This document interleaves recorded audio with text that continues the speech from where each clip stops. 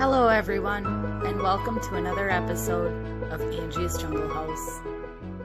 Hi everybody, it's Angie and welcome back to Angie's Jungle House. Today I have a plant and container haul as well as a mini plant update. So I'm going to start off with the real grit of the video, and that's the plants. I'm going to start off with one of my sale plants from Walmart, impulse buy, $1.75, neon pothos. I didn't have one. It's pretty sad, which is why it's $1.75. It was really wilted down, but I know how resilient they are, so I wasn't really afraid of buying it. What's $1.75 get you these days anymore? Anyhow. Then on to another sale plant I got at Walmart. This guy was pretty mashed up, had some bad trails, which I've already cut off. It is called Jubilee Ivy, which is pretty close to like Aloma. A little bit close to Silver Bells, Glacier Ivy. You know, it's that grayish camo-y type leaf. Looks really good and super healthy since I cut all the ugly off it.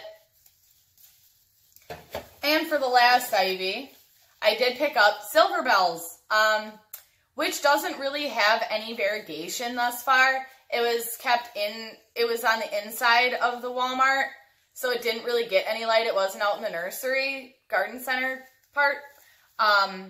But it is starting to get its variegation back since being in my east-facing window.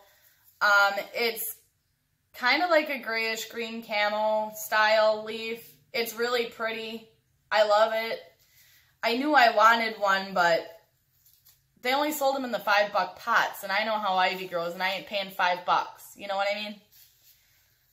Anyhow, enough about that. I'm going to go to my Home Depot purchase, Ruby Cascade. I got this plant and I realized this is a really horrible idea for my house. Every time you touch it, it just dies a little bit more. I really wanted like a string of hearts, and now it pretty much reminds me of a string of hearts. But I'm going to be completely honest when I say this was a horrible idea, and nobody is dainty and delicate enough to be dealing with this plant here. So I have a feeling that if there's a plant that I'm going to kill, it's going to be this one, just out of the fact that I'm not a very graceful or gentle person. I'm gentle, but I'm not like gracefully gentle. Do you know what I mean? Like, I feel like I'm going to kill this just due to breakage. I mean, it's shedding everywhere just from me handling it. And it was a horrible idea, and I feel really bad for buying it. Somebody a little daintier should have bought it. All right. So that's the thing. Now on to my last plant purchase, which is this Hartley Philodendron. It did have a couple trails on it at 3.5 feet once I untangled it. Because they just had it layered over and over and over again.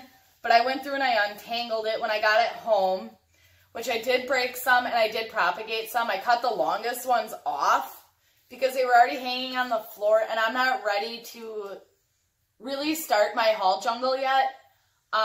So I figured that's probably going to be maybe next spring. So, because I still got painting to do up there, so I'm not going to start training him on the railing until that room is done.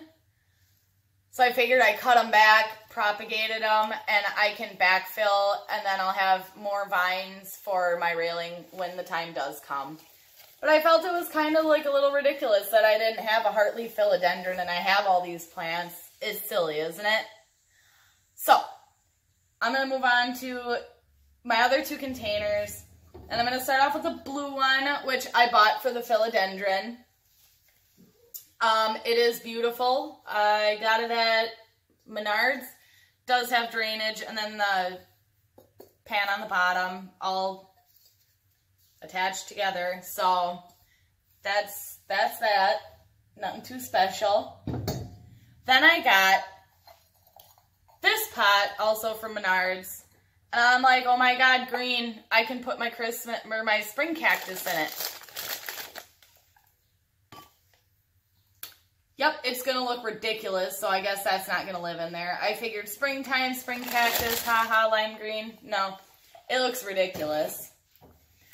But that leads me to my next one. Look, it's blooming, which I'm so excited about. And some of the flowers already fell off, and I'm getting new pads. And I'm super, super, super excited. Like, I already knew what color it was going to be, and I don't know why I ever thought that that would look good. But that's a plant update, which kind of sisters in with my little Easter cactus. That did make it. 2 out of the 3 plants did in fact survive. So I paid too much for it at Home Depot, and I only got 2/3 of the plant, so I figure that's a win. I guess in my book something made it, and it looked really sad, but I wanted one so much. And then I found that one, but regardless, I'm really happy with both of my spring cactuses. I don't know what color the other one is. I kind of hope it's, you know, like white or something different, but if it's pink or the reddish orange, whatever. Then my last update for this video is my dumb cane. And look, it's got its new leaf, and it's only got a little damage, which it was damaged in the roll when it was all rolled up yet. It finally opened a few days ago. Well, maybe closer to a week ago. It's been a while. But she is looking beautiful. We got a new leaf coming up right next to it. So I still haven't had the heart to cut all the ugly off this plant.